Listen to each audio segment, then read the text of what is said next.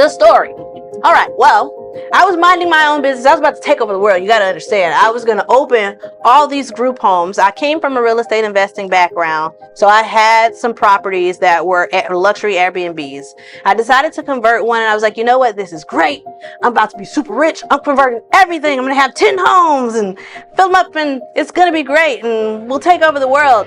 And then I started meeting the residents that were coming into the home, and then meeting the parents. And so then Miss Connie comes, and she ruined my whole business. We're doing a visit at her home. We only have one resident living in our home at the time with this plan to take over the world with 10. We do a visit at Miss Connie's house, and I'm getting to know her, and she's making a life plan, an end of life plan. She's making plans for what's going to happen to my son when I'm no longer here to take care of him. And then we visit her home, and we're standing and we're chatting in the kitchen, and then who generally acts like nobody's around walks up and holds my hand. And I said, God, ah! And I look at her and I was like, does he do this? Does he just like come to people and hold their hands? And she's like, no. And I said, oh my God, he chose me. And now I'm the chosen one, because Michael has came and anointed me the person that he selected to take care of him should anything happen to his mother. She's choosing me, and you cannot build a business out of that anymore. And that was the end of my empire. I have 2 homes. I can probably do it really well for 10 to 12 patients, but it's not possible to do the level of care because I go to every doctor's appointment. I'm there at the ER every time. If something is happening, I'm going with them, and I can't do that for 10 houses worth of people, but I can probably do it really good for the 2 houses that are right around the corner for each other. So that is the story of how Miss Connie ruined my business.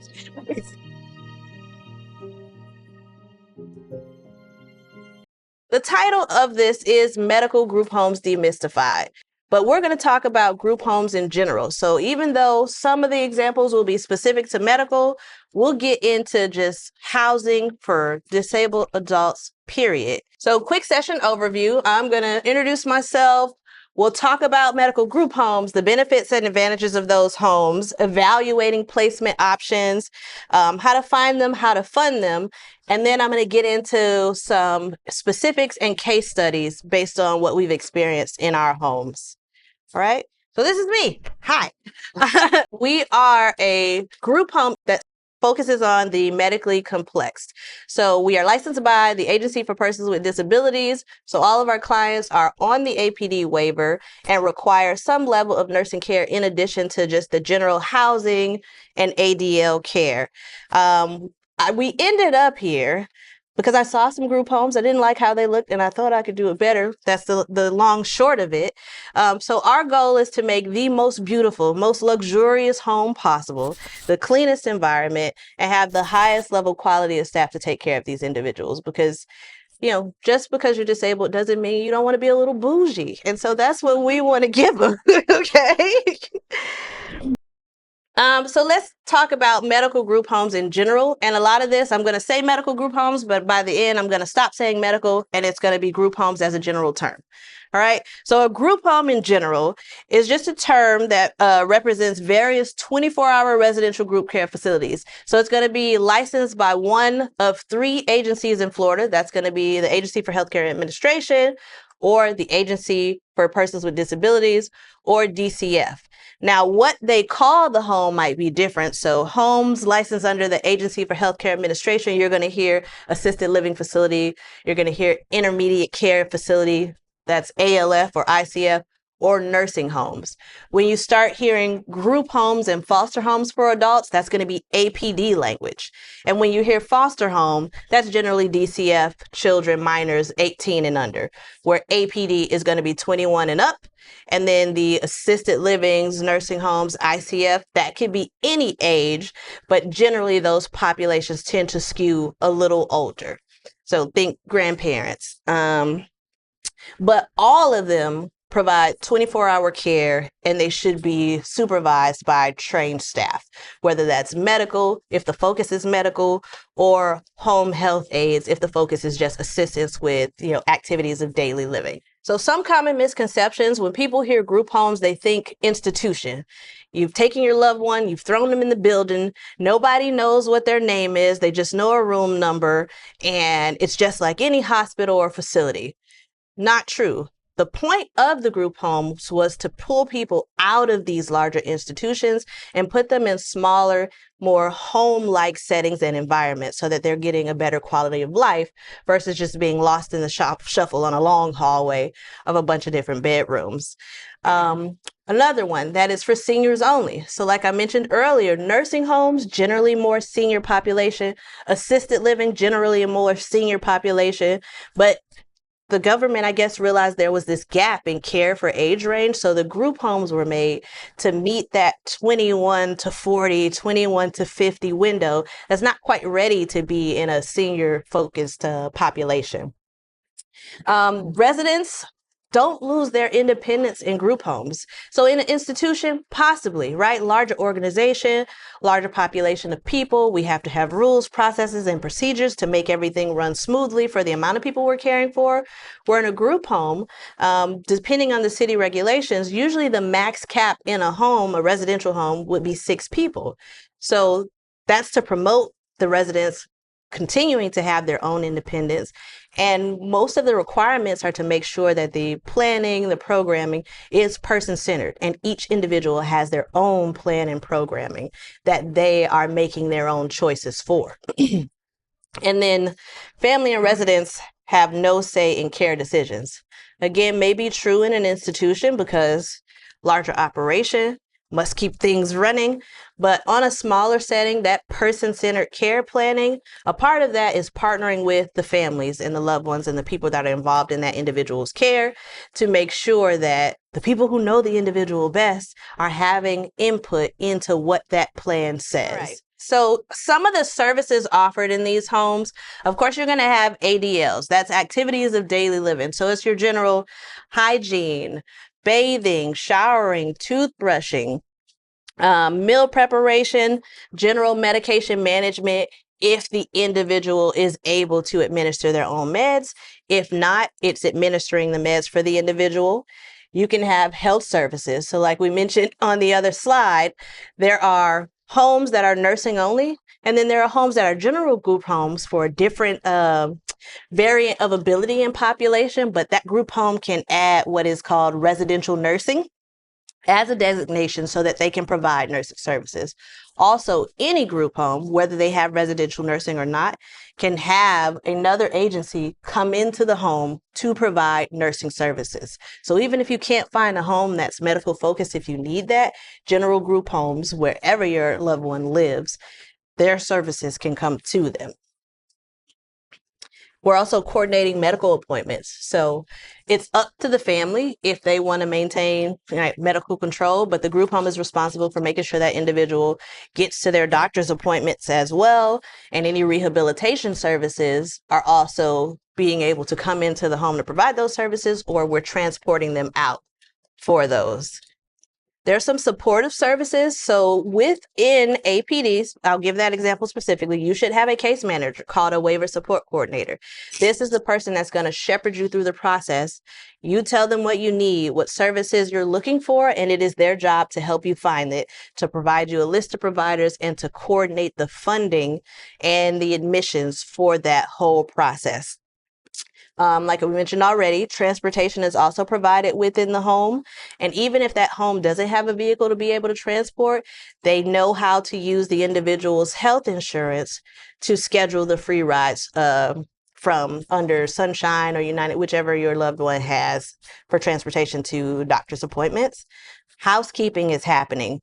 Of course, the individual should not be cleaning unless they are in like a supported living environment where they're trying to learn to maintain their own space. Otherwise, housekeeping and cleaning is taken care of by the staff in the home as well. And then some of the additional services, individual care plans are made for each person. And so whatever this resident specific needs are or preferences, that is what's going to be on their plan of care for that day or for each day that should be happening for them. getting them out into the community. So most general group homes with more ambulatory individuals, they're out. They have community programming. The closer you get to the medically fragile, the less you may see of that, but it is still an option, especially if that home has a wheelchair accessible vehicle or the staffing for it, and if that's on the individual's care plan. So let's talk about evaluating group homes. And notice I'm not saying medical anymore. This will all apply to any group home, whether your individual is medical, more high functioning, or somewhere in between. So each group home will have a level of care that they provide, and there could also be a mix. So you could have a home like ours that says, we focus on the medically complex, and so this is what our population will look like. Or you may have some homes that say, we are more life skills development, so our population looks like they're more higher functioning, and we're just assisting them with some things that they may not be great at doing on their own. So when you look at a home, you want to ask them what's their level of care.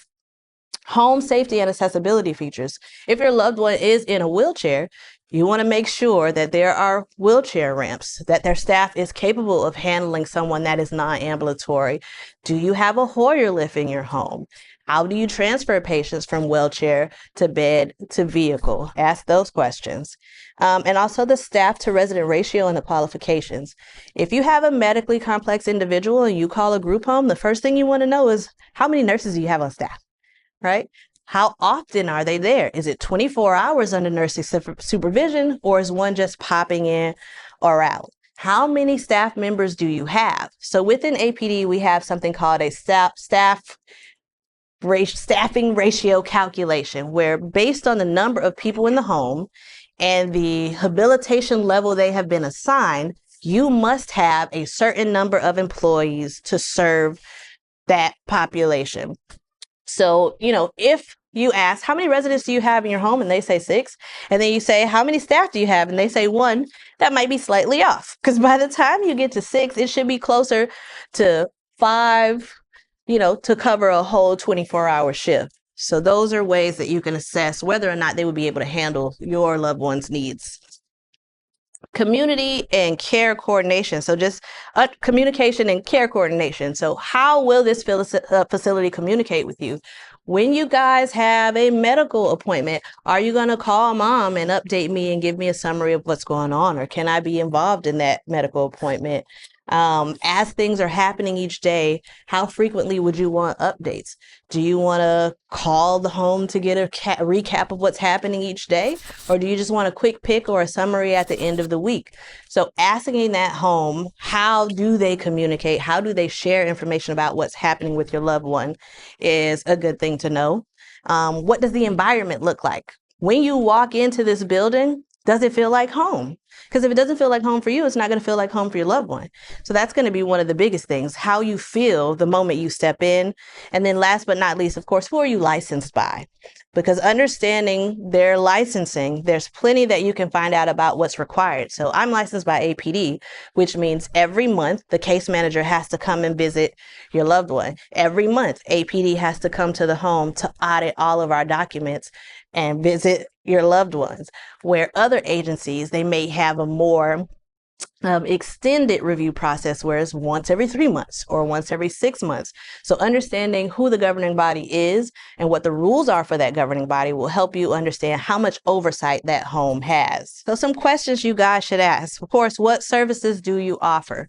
If you have a loved one, for example, with a G-tube, you want that home to either have the ability to administer that. So for APD, those individuals, one of the qualifications they should have had PIFA training, which is for internal feeding. If you have an individual with a trach or a vent, you want to know that they have a nurse on staff and they're offering 24-hour nursing care, because that is what your loved one will need. What's your current residence census? If you have an individual that's in a wheelchair and you ask about their individuals and they're like, oh, they all walk and talk and they go to work on their own and then they come back at the end of the day, well, that might not be the best fit for your loved one. If they're non-ambulatory, the staff most likely won't be qualified to serve a non-ambulatory person if they were hired to take care of more independent living individuals. The number and tenure of staff, of course. Are there enough people there to provide the care for the number of people that live there? And how long have they been? So one of the things that you'll experience in a lot of homes is there's a lot of turnover, and it's difficult for everyone at this point. But if you talk to a home and they're saying their turnover, where we probably have new people in every week, that's going to conflict with the consistency of daily living that you're looking for your staff. But if you're having a conversation and you find out, oh, some employees, well, I've been here for 2 years, 3 years, or since the beginning, that can give you an idea of the level of consistency within that home for staff. And that also gives you some clues about management, right? Because if it's not a good place to work, it is much harder to keep people to stay there long term. What role does the family play in decisions? This is going to be a big question, because if you want to be involved, if you want to be at the doctor's appointments, if you want frequent updates, ask that home how they plan to coordinate that. Because if they already have something set up that works for you, great. But if they're saying, oh no, we don't really involve parents, you can reach out to the doctor, or no, we don't take them to the doctor. The parents take them to the doctor, or has to be there at the appointment. That's going to let you know whether or not you're having, 10% support versus 100% support. Who manages finances? So a lot of the individuals in the home, they are on receiving Social Security benefits, and the parents are the rep payee. Do you want to continue to be the rep payee, or do you want to sign that over to the home? That's a choice that you have. It's not an automatic. Some homes may require that in their policy or in their lease as a point of entry, like, okay, if this individual moves in here, you're agreeing to switch the rep payee to the home so we can manage that. But some homes may give you the option to maintain that, but then just say, okay, well, here is the amount of rent due, and that's just, you're responsible for providing the things that the individual needs. Rules for on and off-site visitation. So I think this is one of the scariest things. If your kid has been home with you, you get to see them every day, love on them every day, and then you place them in the home, it feels like I've just lost my child. But just because they're placed in the home, they're still yours. So you can pick them up and take them wherever you want when you want it. You can decide, hey, I want to go on vacation. I'm taking my kid with me. Or you know what? This weekend, I think I want you home with me. I'm coming to pick you up. Let's just come be home. Let's spend a couple days together. You have those options. So placement in a residential facility does not mean a complete detachment or loss. It just means you're adding to your support system. Your loved one is grown now. They've grown up. They got their own spot. And every once in a while, I'll visit or I'll pick them up. They're still your loved one. You can visit as often as you like. So you can take them away from the facility for however long you want. That's your choice. But also, you should be able to visit the facility at any time. Now, some facilities will have rules, but really it should be suggestions. Like, hey, for the consistency of what's going on for the rest of the residents, we ask that you keep visits between these hours, or at least shoot a heads up text to let us know that you're coming so that we can make the visitation space ready for you guys. But they should not be saying, hey, you can't come. Now, I know some behavioral homes have rules where maybe like the first 30 days or a certain time frame, they want no visitation to allow the individual to adjust to the new way of life. But most standard homes don't have that. We don't have that. But again, that's a question that you want to ask so you know what you're getting into. And then, of course, what happens during emergency medical visits? And this is probably the most surprising thing we found out when we got into this, was that by policy, if an individual is admitted into the hospital, they no longer become our responsibility because they're not in the home. So when we had our first ER call out, the instruction I got was, yes, you call EMS, they pick them up, they take them to the ER, they'll call you, you give report over the phone, and then they'll call you back. And so you let them leave, and then you wait at the house for them to call back and say, okay, this is what it was, we're coming back. And while they're in the hospital, they're going to be reaching out to the parent or whoever the medical guardian is. But that's a little crazy. You don't know what's happening. They're there alone, especially if they're nonverbal, imverbal. They can't say, I'm in pain, give me pain meds, or I'm uncomfortable in this position, adjust me. And when you're in the ER in the hospital, they're like, they got all these things happening. They're running back and forth, codes and lights blaring. Like, it's easy for that individual to get lost. So one of the first things we changed about how we operated was that can't be our policy. If we have a nonverbal individual going to the hospital, somebody from this house is going with them. Because if we've taken them from their parent and said we're going to be responsible for them, it doesn't make sense to send them to the hospital alone. But no group home is required to do that. Once they are admitted, they are no longer billable for that home and not their responsibility. So that's a big question to ask. What do you do if my loved one goes to the ER? Are you going to sit at this house and wait for the doctor to call me, or like, what's happening? So that's I think that's probably the first question to find out. What's going to happen to my loved one if they go into the ER? Ready. And funding for those group homes vary. So you're going to have public benefits either under Medicaid. They have funding, and that's the Home and Community-Based Waiver Service. And then also through SSI or SSDI, some homes will just take whatever SSI benefit that individual has as rent. That's usually going to be more independent level. This is someone that just needs a place to live and a little bit of oversight, but they're still rather independent. They may have a job. They still, are getting out often, and they can use their Social Security check as a rent payment, where Medicaid waivers tend to try to cover more. If you're under the APD waiver, for example, they're going to cover or submit a funding packet, and based on the individual's need, it should fully cover housing and maybe some additional services like companion support, life skills development, and or nursing. There's, of course, private pay option where the family is paying for the facility directly to provide care, and then maybe the medical needs are still under the insurance carrier. But if you have long-term care insurance, that's also an option. Usually those policies have something for housing or placement in a long-term care facility. And then there's some nonprofit assistance, but that's going to be uber local. So you're going to look for nonprofits in your area that may be serving individuals with disabilities or have housing funds to try to get funding for that. So we're going to do a case study right now. We're going to talk about Mr. He is the last individual that moved into our home, 30-year-old male with cerebral palsy, spastic quadriplegia. He had a G-tube. He was bedbound and had been diagnosed with failure to thrive. So he came into our home at 30 years old, weighing just 52 pounds.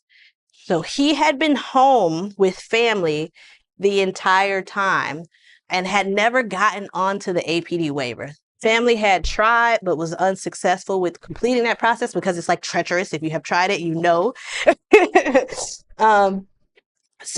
So that was our challenge. It took us about 9 months to work through all of it. So when we met them, it was, hey, I have this crisis. I need help with my son. Things are changing in my life. What do I do? And so we said, we don't know, but we're going to figure it out together. Let's go. So the first thing was to get them their eligibility determined. They didn't even have the determination yet. So we had to submit all of the original diagnosis paperwork and doctor's notes to support the eligibility and submit to APD for them to say, yes, you have an approved disability under our waiver.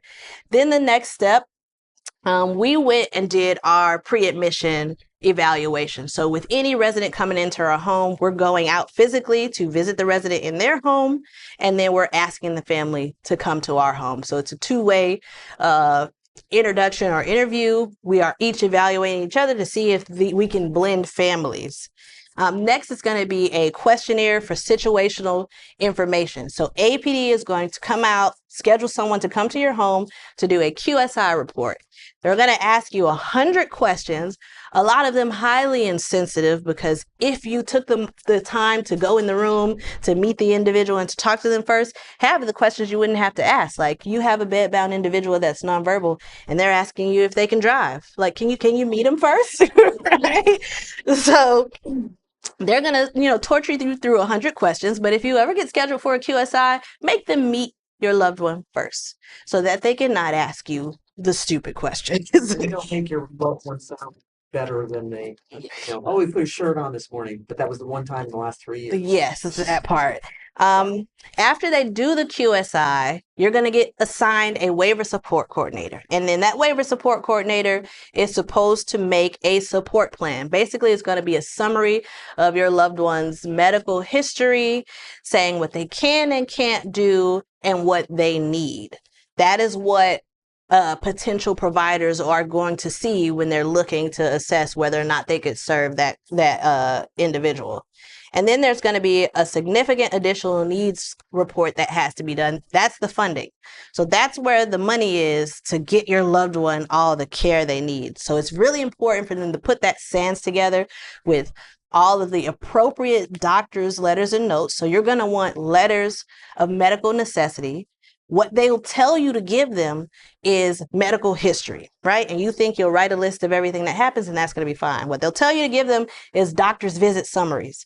But if your individual went to the doctor that day for a cold, that visit summary is not going to say what you needed to say to get the funding that you need for that medical care. So you know, because you're smart and you came here today, that you need letters of medical necessity. You need doctor's orders. And what they need to say is what you need specifically about nursing, right? If your loved one needs nursing or medical care, those letters of medical necessity and the doctor's notes need to say that. Yes, you give them the history. Yes, you give them a couple visit summaries, but your letters of medical necessity and your doctor's orders are what is going to drive that SANS. They don't tell you that, but that's the only thing that's going to shift the funding. And if after a QSI, you're not seeing any medical funding being offered, you want to request a medical case review, right? So you go back to your WSC and say, hey, I think funding is missing. I want a new MC in. Let's get a medical case review. That requires APD to send out their medical team to do a new assessment, to review those documents, to then make a recommendation saying that your loved one needs nursing.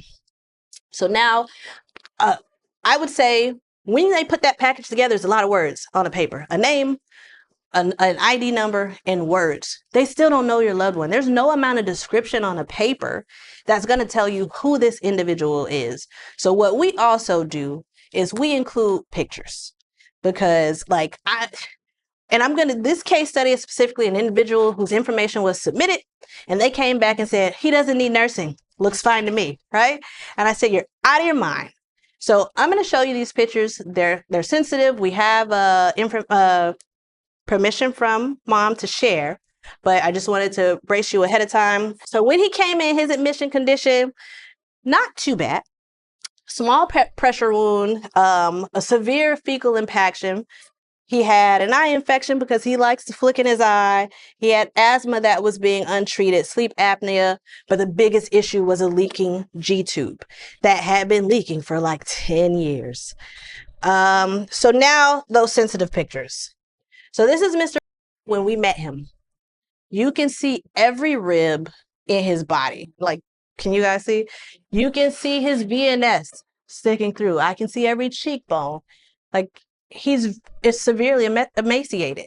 If you didn't catch that when I said 30 years old and 52 pounds, this is what you see. But again, if I had let them submit that SANS with words on a paper, which is what they initially did, they came back and said, he can go into a residential home. Oh, he doesn't need nursing. I sent them the photos with the package. And they immediately understood, because if you were to send an individual like Brady into a regular group home, I'm not sure what his survival rate would have been. Anytime we went to a doctor's appointment or a hospital, they look at him and they automatically go, he needs hospice. This person's gone. There's nothing else we can do. So make sure they submit pictures with the SANS so that they understand who it is that they're, putting together funding for. So once he moved in, immediately the first week, our PCP is coming to the home to assess the new resident. We're going to do any specialties that we have to. So appointments with GI, depending on what that individual needs. In his case, he needed to see GI. We're going to do labs, and x-rays also come to the home. So labs come to the home. Because we're dealing with medically fragile, we try to limit their visits into hospitals or doctor's offices. So all of that comes to the house. Immediately, we start a laxative protocol because we notice the fecal impaction. When a person is formula fed, if we're looking at their med list and we don't see any laxative, we know they're not, it's harder to go on formula. So we start that immediately. We start eye treatments, and we're just, at this point, it's just being a human and compassionate. It's like, all right, you're rubbing your eye constantly. Maybe your eyes are dry. Can we just get scheduled eye drops for him? And every 2 hours, put some eye drops in his eye. Maybe that will prevent the itchiness. And that helped. Also, starting the respiratory treatment. So now you have this untreated asthma. Now we have albuterol treatments happening at least 4 times a day to help keep your airway open. And you know what? You snore very heavily, and we hear you stop breathing at night. Let's add some oxygen at night to make sure you're not destatting. Plus, overnight, we have that nurse. So we're checking the pulse ox to see what your rate is. So now we know, okay, you definitely need that oxygen. And the leaking G-tube. Now, this was the fight. And I could not imagine for a moment a mom of 4 with 2 grandkids also living with her, having and working as an EMT, doing these crazy shifts, being able to navigate what we had to navigate just to get this G-tube fixed. So initially he got scheduled, went into the ER to get the G-tube replaced. They did a replacement, it failed. So immediately that same day, it's leaking. Now he's getting, cellulitis? Skin irritation from the leak. And obviously he's in the hospital. So, are they coming frequently enough? Are they doing the right amount of skin protection or wound care? No, not at all. So what we decided, we talked to the mom and said, hey, look, we're coming here every day, but overnight, when we get back the next day, it's like he's still falling apart. We don't want him here. So we had to convince the mom to AMA him out of the hospital. We're like, look, he needs to be where we can care for him. The hospital's not doing a good job. He has his cellulitis now. He's developing more pressure wounds. So we work with mom to sign off to get him released to us with an NG tube. Now, they told us everything. Oh, if a person has an NG tube, that's hospital property. He can't leave the hospital. Oh, if the patient has an NG tube, we're going to have to charge you for it because we do it here. But once you leave, now that's a fee because it's hospital property and you're taking it out the hospital. Oh, we don't do that. We've never released anybody from the hospital with an NG tube. But I'm like, I know I just saw a kid the other day at the mall with an NG tube. So it took a week just to fight to get him out. And you could hear mom falling apart. They tell her, no, you are told to trust the doctor. And if you say, no, he needs to be here and it's the best place, you're taught to believe the doctor. But we've seen enough where we kind of don't anymore. We're like, no, mom, sign this paperwork. Tell them they have to let him out. So finally, it took us a week. We got him out home with the G-tube. But of course, he didn't like that NG tube. It was very annoying. And if you look at, you might think he's not capable, but let me tell you, very crafty, okay? He has talents that we did not discover until he got home with that G-tube, and we caught him on video as soon as the nurse walked out of his room, and he went, I didn't even know you could put that arm. Like, you were able to do that. And then he proceeded to do it every week. As soon as he was unwatched, unless you were like, we would have a nurse sitting there with a chair, just eyes on him. But if any wrong move, something else happened and you had to step away, he was on it, it was out. He was very skilled, was very proficient. It never came out halfway. It was always a complete removal. So we were there every week, but that's when what's your policy for ER visits come in handy? Because if we were there every week with him, so was a member of our staff. Because the other thing you have to do is advocate for the individual. If I just sit him there alone, they look at him, they go, this person is a hospice person. There's nothing we could do. So we had to be there to say, no, he's okay. He's not hospice. This is what he needs. This is what this moan means. If he rolls his eyes like this is what that means. Like, you become the translator for those individuals. There's no way you could send someone like into the hospital unaccompanied. So we spent a lot of time in the ER hanging out. And at that point, they knew us by face. We would come in the next week. I was like, yeah, we were here last week. Can you just pull this out and put it back in? Maybe the first visit, there's like, oh, everything is wrong with him. Let's send him to every department and try to figure out how to save him. To, hey, yeah, I got one in my bag. I had an extra one from last time. Can you just put this in? Like, take that one out and put this in. So finally, we got our new G-tube placed. But while we were waiting on that placement, we took him to wound care every week to try to get that old site closed. Okay. So after 4 months of being with us, got thick. Okay, look at this body. All right. So this is 30 days. He was with us for 4 months, but this photo is 30 days after the new G-tube placement. So mind you, he's been home for years, not getting all of the formula he was supposed to. And mom is taking him to the doctor, and they diagnosed him and said failure to thrive. No, it's failure to eat. But mom trusted doctor, so he has this failure to thrive diagnosis. He now has a DNR, and that was the best they were doing for her. And it was just like, no, just change, fix the problem.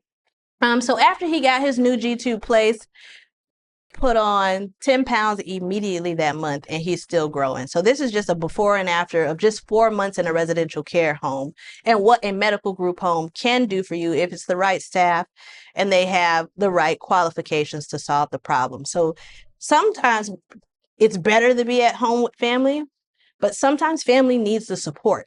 And if you find the right group home, that is what they should be doing for you. They should be partnering with you to give you that additional level of support to help make your life easier and improve your loved one's quality of life. Final takeaways: group homes can be great. A good group home can offer you the support that you need and the type of environment necessary to make sure that your loved one is receiving the care that they deserve, but also you being informed and being able to ask the right questions and to know what things you need is going to help you make an informed decision so you can be more confident about the choice that you make, but not feeling like I'm at my wits end and I've run out.